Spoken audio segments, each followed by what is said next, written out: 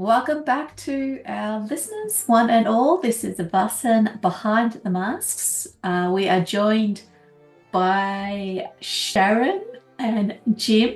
Unfortunately, Blake is going to be missing in action, but we have his blessings and permission to continue without him. So, Blake, we're thinking of you, buddy. So yes, we finally found out the reason why combat in Vaesen is not so friendly. Yeah. But what a combat it was. It was an hour and a half of gritty dice rolls and fickle luck. But that's the nature of this game. Um, so where I believe we left it, Dr. Bennett, you were still hale and hearty. I don't think you actually scored an injury.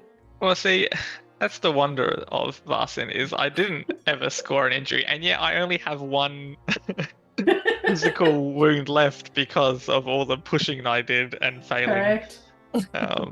So I'm still, Bennett is as ragged as they come. Yeah, do think I'm beating Severino and Hartwell. I'm not sure. Very much so. Well, Miss Hartwell's been clawed at a few times by this kestrel. So you have an impressive head wound and you've got an impressive chest wound, if I remember correctly. And your umbrella may rest in pieces. It did its job. It did its job. Next to you is Arturo, who has also very much been battered and bruised, and he's got some really decent claw and tooth marks in his leg where that wolf has been attacking and slashing at him. And Severino, dear old Severino, who has been cast around that alpine meadow like a rag doll. He's got more holes in him than a sieve. He's in the distance, lying prone on the ground. He's not getting up. And not too far from him, you've got the Huttergeist. You can see its chest raising and lowering as it takes rattling breaths. The wolf is dead, and the kestrel got smart and buggered off. So that's the state of play at this point in time. Yes. I'm just trying to remember in my notes what is particularly good at killing this thing. I know that there was the birchwood and the metal. Fire and cutting off its head. Fire. Yep, correct. Yep. Do we have some kind of blade amongst us? I can't quite remember if anyone had it. No, I had like a fire poker. Well, it just happens that when Captain Arturo, yeah, I was going to say, doesn't the yes, he's our a cavalry lovely officer, yes, soldier have a sword blade?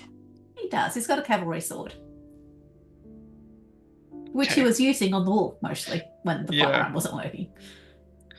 Yes. I look around. Do I see the captain's horse anywhere? No, that horse failed its fear test when it saw the Huttergeist and buggered off as quickly as it came in. It dumped its load and then ran. Yeah. Bennett's going to try to clear his head quickly. I think the priority's got to be dispatching this thing, so he's going to call out to the captain, "Captain, your sword," and I'm going to hold out my hand.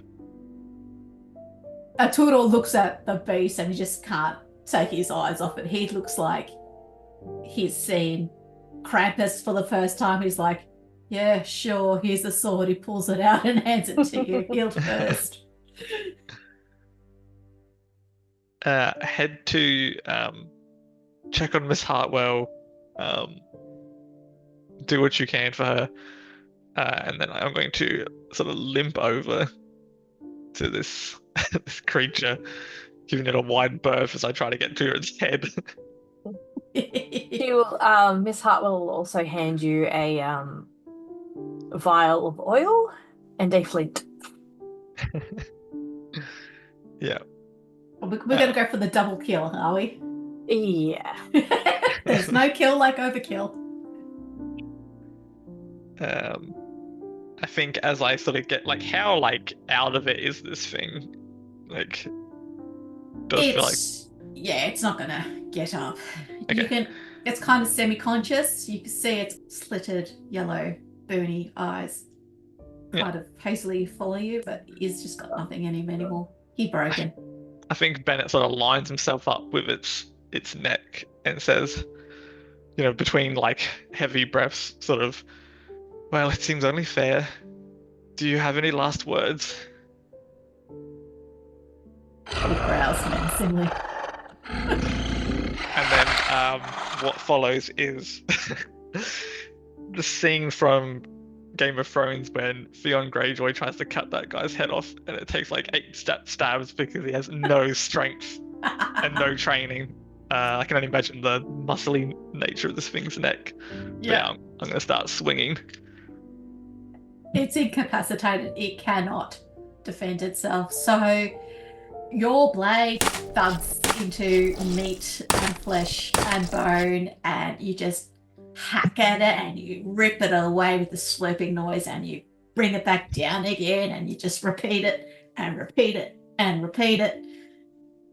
And eventually neck, muscle and sinew gives way and the head falls free from the body. We won't discuss the amount of blood just saturating, making a little lake where you're standing. It was a big beast. It had a lot of blood in it. Yep. I mean, I'm just also imagining American Psycho, like I'm just probably covered in blood at that point. And then I think weirdly enough, now that it's dead, Bennett's more comfortable with it. Funny that. Yeah.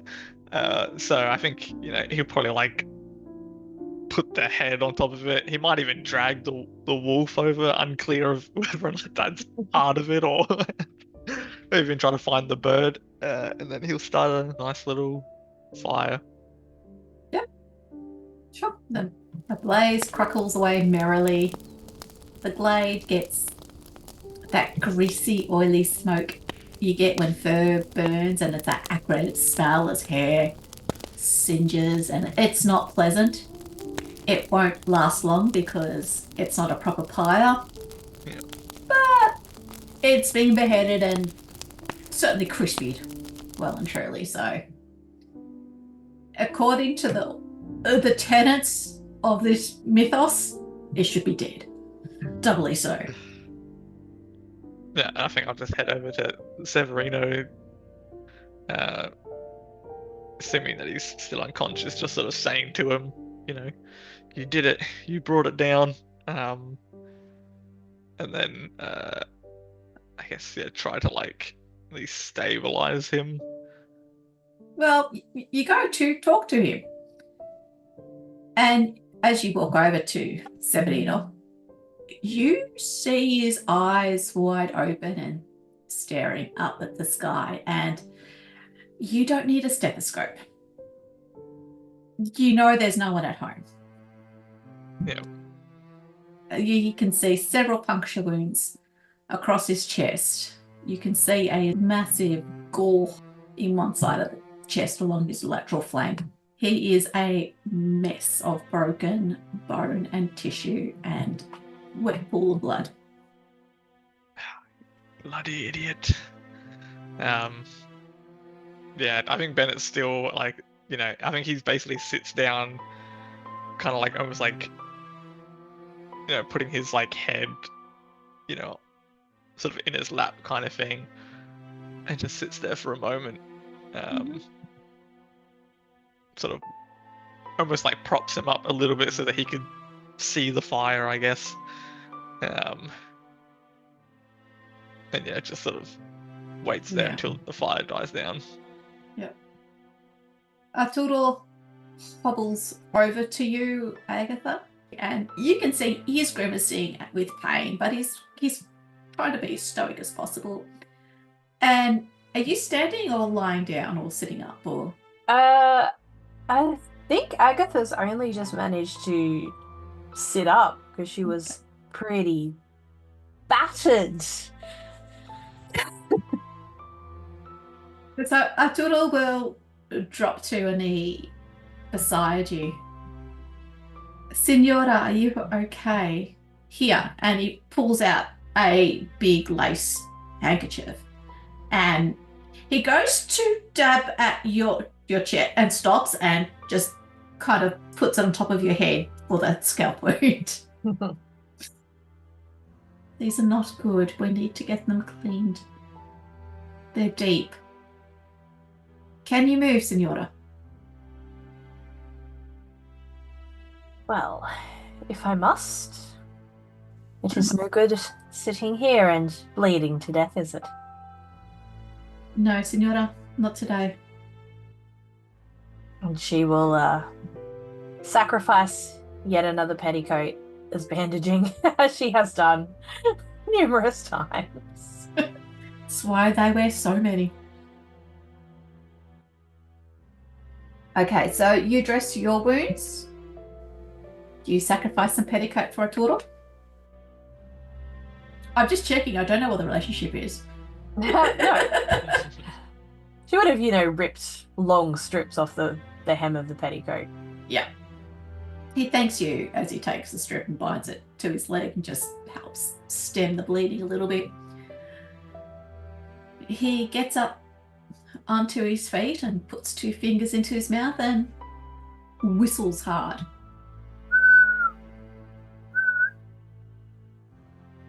Hopefully the horse will hear that and come back. But it seemed very scared of that creature. Speaking of that, what is that thing? That is no bear, that is no wolf. What is it?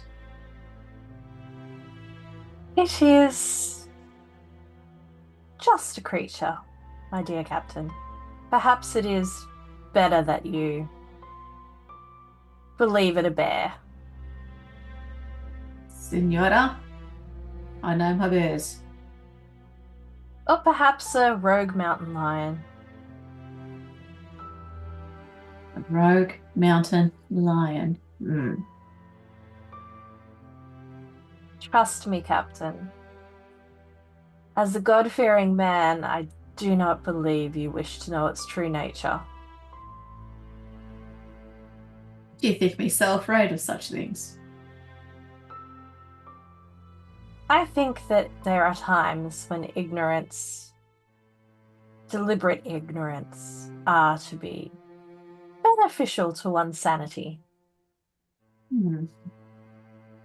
Very well, my lady. I won't press you. He gets up onto his feet and he lends a hand down to help you if you wish to get up. Or you can stay there. Oh, she will grudgingly get up, not looking forward to the walk back to civilization. No, it would be a long walk back. But maybe the horse will come back. They do crazy things like that.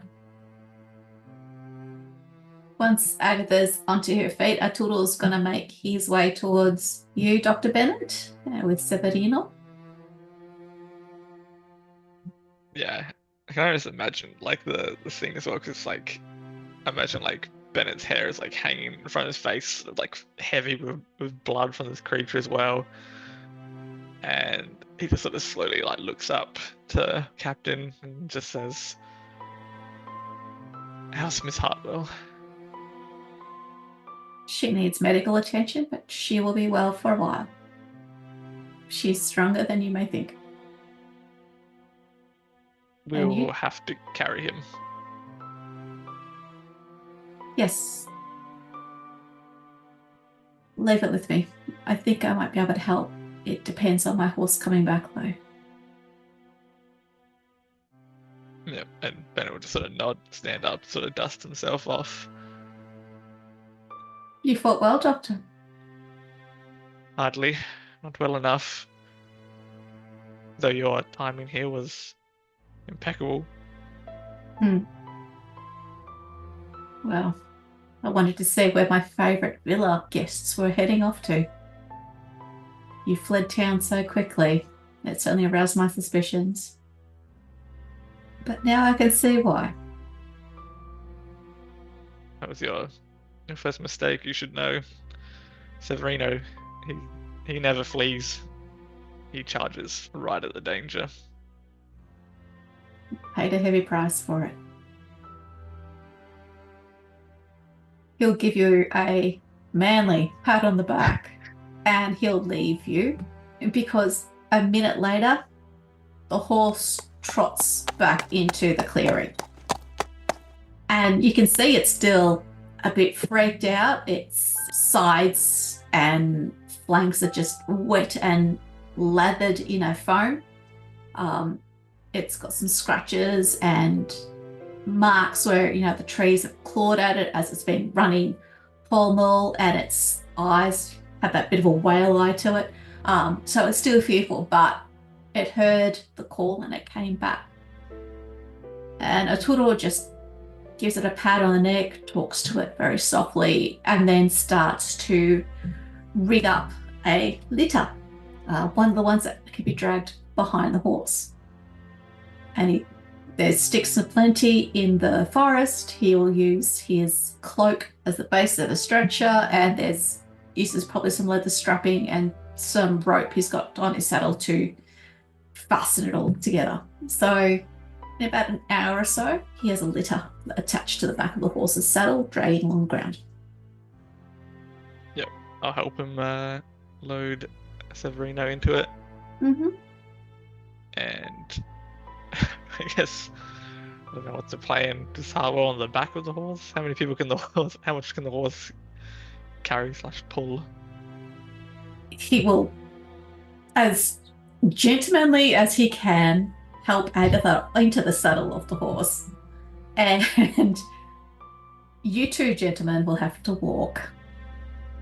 Yep. And he just takes the bridle of the horse and just starts walking back the way you guys came. And it is a very long journey, a very slow, painful journey. I think you spend the night at the farmhouse. Yeah, that makes sense. There's a well there and possibly alcohol for the dear doctor to... There's water, there's alcohol, there's a fire, there's some beds. It's basic, but it's what you need. It gives the doctor, if he wishes, time to address any serious wounds to the best of your capabilities, given the situation. Yeah. He can help Miss Hartwell with hers. Thankfully, I can ignore my own physical conditions when doing medical stuff. Do you want me to roll that or? Roll me. Just roll me. It might be the last time. Yeah. 2 successes. So yes, you know your elbow from your knee. Fantastic. No, so you do a good job in patching up Agatha of the worst of her injuries, stabilizing the wounds, and they stop bleeding, which is good. So you just bandage them now. Same with that daughter. You stop his leg wound from bleeding, pack it. And it's late at night as you're sitting around the fire in this little cabin in the woods. I think Bennett just sort of at one point says, seems almost funny that a doctor, a governess, and a soldier went out into the woods and the doctor and the governess survived. Suppose that means the soldier did his duty. All right. We protect others. Yes, he did. He protected a lot of people. That thing, that bear, whatever it is we're calling it, it was heading straight for Venice, and Severino led the charge out here. Saw him fighting it like a madman. It was the most heroic thing I think I've ever seen. What will you do with his body? I'm not sure. He never told us his wishes, I don't believe. I don't know if Miss Hartwell, if he ever told you of any family. No, he did not. He did not like to speak of the past. Perhaps we could pickle him in vinegar. And she'll just laugh a little bit. Yeah, Bennett will chuckle as well. Arturo gives you both a slightly bewildered stare. Sorry, Doctor. It's an Austrian custom. I am sorry, Captain. It is something of gallows humor. Severino was rather fond of vinegar. You liked his chef, though? Something like that. I fear I am missing a lot. I wonder if the villa had gardens, but is that like... It's more kitchen gardens rather than burial gardens. Yeah. Yeah. No, I'll have to think of something suitable. Severino was a soldier in the Italian army. I read his file for when you first came across my desk as persons of interest. Does have some distant family, but the village is near Torino, it's on the other side of Italy. I don't believe there was much contact with them at all. He's been not itinerant, but moving constantly for the last several years of his life. So I don't think he referenced everything as home either. No, I think we were all of a mind that the villa had become the closest thing to a home for any of us. So it's perhaps something close to that. Perhaps the island. I was just thinking that actually. Which island? It's not important. Cemetery Island? Well, the It's not the Plague Island, the Cemetery Island is a separate island. yeah. There is a chapel that Severino had connection with. We shall speak to the officiant there. As you wish. She neatly sidesteps the question. Did indeed. Very much so. He'll clear his throat and stand up. I would suggest that you get some rest.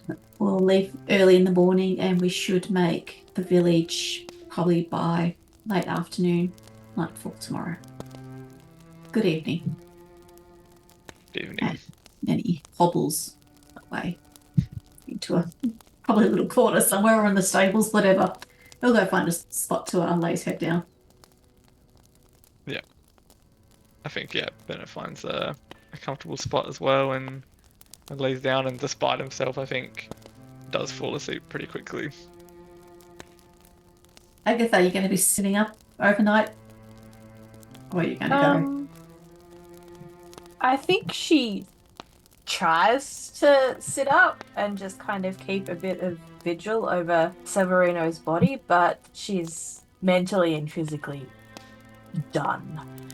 So she'll probably fall asleep with a pocket Bible. No problems. So the night passes. It's quiet. You hear noises outside, but that's your usual nighttime noises in the forest. And morning comes. The sky is grey and overcast, but otherwise it's an early spring day. Very quickly you can be settled back up again and you can start to head off towards the village. Unless there's something you want to do here. No, probably would have borrowed some linens to create a makeshift shroud and, left some coin. Yep. For them. I mean, we have just broken into this farmhouse of these poor people, and we've already had a really, really shit luck with the death of cows and all sorts of things. Yep, that's fine. It's a long, slow journey, but you head back through the windy forest trails and you make it back to the village. Probably about 5:30, so just before dinner time. And it's been a quiet trip. No one really talks much. It's just concentrating on one foot in front of the next. Once we get to the inn, going to attempt to perpetuate this story of a feral, rabid bear. Sure.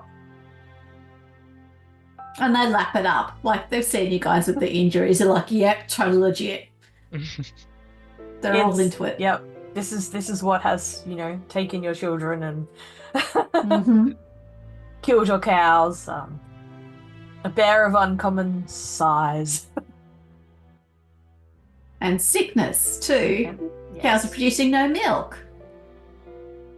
Well, I do believe that perhaps the bear may have scared them. It does appear to have been lingering too closely to... Give them try. You ever tried to produce milk when you're terrified? Point.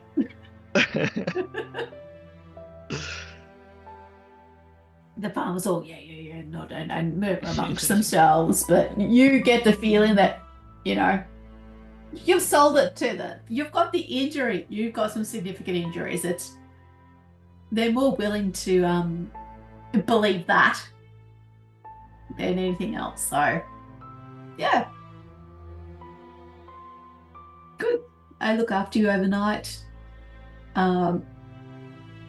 They will get a second horse with a dray for you in the morning, so you can bring Severino back easier, and you both can then ride as well. Now Turo gets his horse back. I think on the way, Bennett may have a conversation with the captain and sort of say something along the lines of, perhaps now that you've experienced some of what it is we do, you take our comments about there being a faction in the city that is working against the best interests of the people.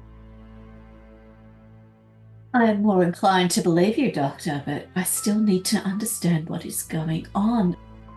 You've only given me half-truths. And yes, I believe what you are saying, but I can't see the picture you're trying very hard to avoid painting. Yes, well, part of that was, at least on my part, a certain level of paranoia. You see, I couldn't figure out if you were corrupt or not. I feel more confident based off your reaction that you are not, in fact, working with these people. And in which case, I think perhaps in slower time we can explain a bit more about the situation. But you understand, of course, we have wounds to lick and funeral to arrange. I do understand. But until we can discuss it further, just know that they are extremely dangerous. They are behind the attack during the carnival. Actually, no, it wasn't. It was New Year's Eve. New Year's. That was New Year's. I thought it wasn't right when I said it. It didn't Sorry. sound right. Yeah, New Year's Eve. Carnival was peaceful. That's right. Yeah. I look forward to the story, Dr. Bennett. In due time. Yep. And yeah, you can make that long, somber journey back to Venice. You'll need to hire people to carry the litter or the stretcher. Are you going to the villa itself? Yeah. I think so. Yeah, cool. So it's probably going to take you, 2.5 days of journeying, but you will make it to the villa. Still there, hasn't been down in the meantime. That's good. Bonus. Yeah, I think the first thing is Bennett's got to. I tell both of them, but specifically Artemisia because I feel like there was essentially a budding something there.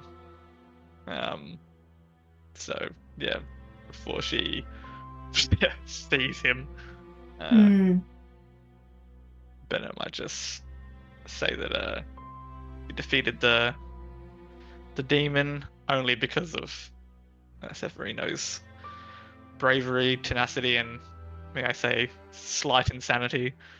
But he did not himself survive the encounter. Artemisia's, yes, devastated. Like, if any of you had died, she'd be just as devastated. But she also nods philosophically. I know this work is dangerous. We've seen it too often. Sad that Severino perished. I'm sure he fought well. And the society will be all the smaller without him. She dabs her eyes with a handkerchief. I was curious, we have some thoughts about maybe where it would be best to bury him, but also if you have any ceremonial or anything that the society does, I think it would be suitable for Severino to get that. We don't have rights per se, but we'll put his name in the book. We'll put his story in the book. So the next generations of hunters will see it and remember. I think he would appreciate that. She nods sadly and goes to the study to do just that. Severino's journal. Mm-hmm. Journals. Yep. Journals. I think Agatha would collect them and find a place for them in the library as well. Mm-hmm. Yep, they're in his room. So, yeah, you go up there and... Will the fire be lit? No, the fire's not lit, but the door opens for you easily enough. The window opens for you easily enough. It's like... You've been in the villa for a while. You've had the sneaking suspicion that the house has had a bit of a vendetta against Scenario for a while. But now everything just seems to move as freely as it would for any of you. So, is the house's vendetta over? Maybe. But yes, you get your armful of journals. It's all written in his scrawly handwriting. Do you need to check it to make sure it's PG-13 rated? You don't need to check it to know that it's absolutely not PG-13 rated. There's no way. Yes, and you can pop them in the library easily enough. Again, for the next generation of hunters. That was also my idea. No, I had the exact same idea. Thwarted. Vittorio goes and finds a priest to do a mass. Vittorio's also going to suggest that we bury him somewhat hastily, given it's been 2.5 days. Thankfully, the vinegar has softened. Yeah, definitely. Yeah. So also send a note to, I feel like I'm going to get this wrong, Ana La Rosa? Yes. And ask whether her man can take us to the island in the morning. It'd be tricky because... Well, when would be the next time that he could take us? Vittorio's going to see you while you're drafting that message. And La Signora de la Rosa's gone back to her village. They were just temporarily in Venice while the plague was in effect. But I do know Yasir. I can contact him and ask him to be ready for you in the morning. Would that be satisfactory? That would be much appreciated, but I do believe that I will need to draft a note to inform the Signora of Severino's passing. Rightly so. And he'll leave to start to conduct those arrangements. So he'll be away for a couple of hours. So it's just you in the house. All is peaceful, all is quiet. Is there anything you want to do? Who was? I guess we should tell the people that hired us. Yes, the three people that came and asked you for help. Yeah. I guess we left- technically didn't find. No. Find people that were missing. Yeah, no. I left you some forwarding details. They're standing at a osteria, the edge of town. Yeah. But it could be dealt with sooner or later. But it could be dealt with later. Yep. Dealt Yeah. with by the captain and the story of the bear. Yeah. A bear that is not a bear. It's a bear. It's a bear. It's a bear. Damn it, it's a bear. So just to roll things on, yeah, the next day you get up early, you have a solemn mass in one of the churches, probably one of the ones that you've picked, Agatha. It's a nice little church. It's, stained glass and it's peaceful, and you all have the solemn Latin mass to commemorate Severino and request your soul go to heaven, and then his body is loaded into an extra, it's a gondola, but it's just a little bit bigger than the standard gondola. And there are several gondolieri in their little uniforms and smart little straw hats, and they all stand as a bit of an honor guard as Severino's corpse is carried out in its coffin and loaded onto the gondola, and it takes off into the lagoon to its final resting place. He's interred with final rites, and end of the day, I guess you'll come back. Big bottle of grap on the table, roaring fire, but it's nearly day. Yeah. I think just when it's like real quiet, Venice says that was a really good service. Severino would have hated that. Yes. Loathed it terribly. Yeah. Absolutely. Yeah. Absolutely. So the four of you are all sitting around the table and just drinking and picking at stuff. Artemisia looks at you both. So what will you do now? I guess in a sense it feels strange to say, but I don't know if anything changes. The city still has threats. The Black Rose are still large, doing God knows what and threatening the Vaesen population. Yeah, we have to figure out how to stop them. Potentially try to call in aid. Certainly even smaller than we were. And if nothing else, Artemisia, that library really needs to be catalogued. Then you're both staying. Yes, of course. I'm much relieved. Thank you. I was so scared that you were going to leave. No, that was whether or not I continue my clinic. I'm less sure. Though I think, given Severino's some of his last comments to me, perhaps I will keep running it. But no, this is very much. This is where I think Theodore belongs. And yes, I'm going to start talking about myself in third person because that's not insane at all. Well, in that case, Doctor, welcome home. And Agatha, the library is your domain.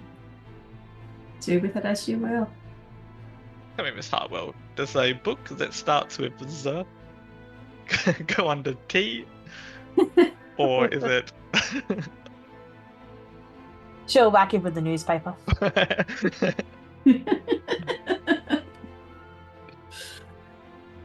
Oh, well, I think that's kind of it, isn't it? I like the fact that the villa's going to continue on. I do. Yeah. I love that idea. It's great. You never know. Maybe we'll do another campaign.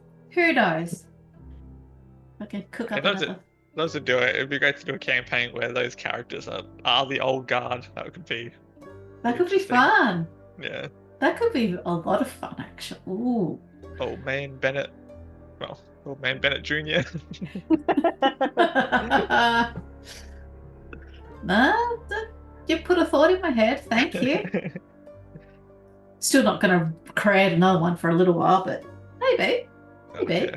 We're still in play. But I really do sincerely want to thank you both, including you, Blake. I know you'll get this podcast eventually. Thank you for what has been a fun little jaunt into, well, my twisted imaginations and stories, and you've all been great sports, so thank you so much. Listeners, I hope you enjoyed it. Let me know if we want to go see part 2 of Vaesen Behind the Masks. Guys, what can I say? Amazing work. Thank you. Thank you for running it. It's amazing. Thank you very much. My pleasure. Yeah, I guess until next time. Ciao.